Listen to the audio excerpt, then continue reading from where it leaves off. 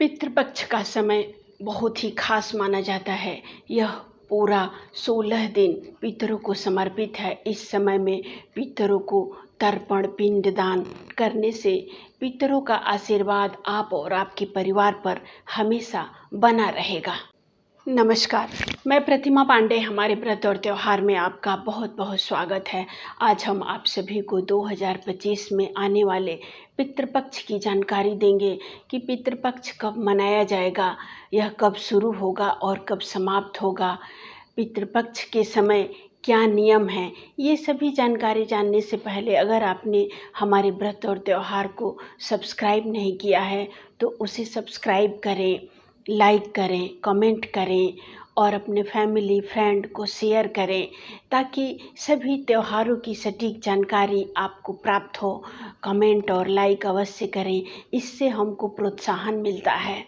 हिंदू धर्म में पितृपक्ष का समय बहुत ही महत्वपूर्ण माना जाता है। यह 16 दिन पितरों को समर्पित है।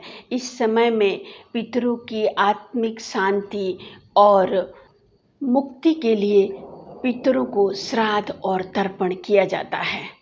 इस समय पर सभी पितृ लोग धरती पर आते हैं और अपने परिजनों को आशीर्वाद देकर जाते हैं।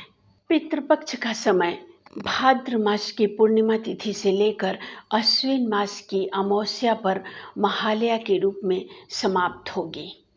वैदिक पंचांग के अनुसार 2025 में पितृपक्ष 7 सितंबर से शुरू होगा और 21 सितंबर को महालया पर समाप्त होगा। 21 सितंबर के दिन आप महालया पर पितरों को तर्पण और पिंडदान कर पितरों को प्रसन्न करें और उनके आशीर्वाद को प्राप्त करें। जब भी हम अपने पितरों को पितृपक्ष के दौरान तर्पण या पिंडदान करते हैं तो उसके कुछ नियम होते हैं। तो नियम इस प्रकार हैं। सबसे पहला नियम है कि जब भी हम अपने पितरों को तर्पण या पिंडदान करते हैं तो वो उनके मृत्यु तिथि के हिसाब से ही किया जाता है। अगर आपको अपने पितरों की मृत्यु तिथि मालूम नहीं है तब आप सर्वपितृ अमावस्या यानी महालया के दिन आप श्राद्ध कर सकते हैं। दूसरा नियम कि श्राद्ध के दिन ब्राह्मणों को भोजन कराना और अपनी शक्ति के हिसाब से उन्हें दान दक्षिणा देना बहुत ही शुभ माना जाता है। इससे पितरों को शांति मिलती है। तीसरा नियम कि पितृपक्ष के दौरान पूर्णिमा से लेकर और महालया अमावस्या तक आप सभी दिन स्वच्छ वस्त्र धारण कर नित्य क्रिया से निवृत्त होकर स्वच्छ जल लें, उसमें थोड़ा गंगा जल, काला तिल, गुड़ डालकर दक्षिण दिशा की तरफ मुँह करके अपने पितरों के नाम से 3 बार उन्हें जल प्रदान करें। अगर आपको अपने पितरों के सभी पितरों के नाम याद नहीं हैं तो जितने नाम याद हैं उनका नाम लें। उसके बाद सर्व पितृभ्यः नमः यह कहकर 3 बार जल डालें तो इससे पितरों को शांति मिलेगी। चौथा नियम, पितृ 16 दिन तक आपके घर में निवास करते हैं। उन दिनों आप अपने घर में हमेशा सात्विक भोजन ग्रहण करें, सात्विक भोजन ही बनाएं। पितृपक्ष के दौरान अगर आप किसी भी निर्धन व्यक्ति को या ज़रूरतमंद व्यक्ति को खाना खिला दे रहे हैं या कुछ दान में दे देते हैं तो ये बहुत ही शुभ फलों को प्रदान करने वाला होगा।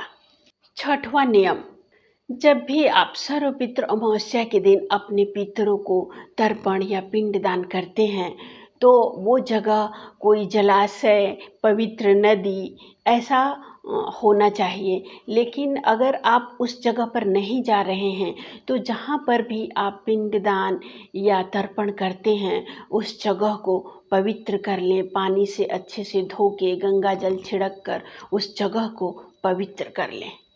पितृपक्ष के दौरान सभी पितृ लोग आपके घर में निवास करते हैं, इसीलिए आप उन्हें देखें कि ना देखें वो आपको हमेशा देखते हैं। तो इसलिए उस समय पर किसी से भी लड़ाई झगड़ा या तामसिक भोजन, लहसुन प्याज ये सब चीज़ों से 16 दिन तक बचे रहें तो आपको शुभ फलों की प्राप्ति होगी। श्राद्ध करने का समय हमारे शास्त्रों में पितरों को श्राद्ध करने का समय दोपहर में बताया गया है। दोपहर का समय बहुत ही शुभ माना जाता है, इसलिए आप 12 बजे के बाद ही अपने पितरों को तर्पण, श्राद्ध, भोजन जो भी चीज़ देना है वो करें। और पितरों को भोजन देने के बाद गाय को, कौवा को और कुत्ता को भी भोजन अवश्य दें। ये बहुत ही शुभ फलों को प्रदान करता है। 2025 में अपने पितरों को श्राद्ध बहुत ही श्रद्धा के साथ करें तो उनकी कृपा दृष्टि आप और आपके परिवार पर हमेशा बनी रहेगी। इसी कामना के साथ अगले वीडियो में हम फिर एक नई जानकारी के साथ उपस्थित होंगे। नमस्कार।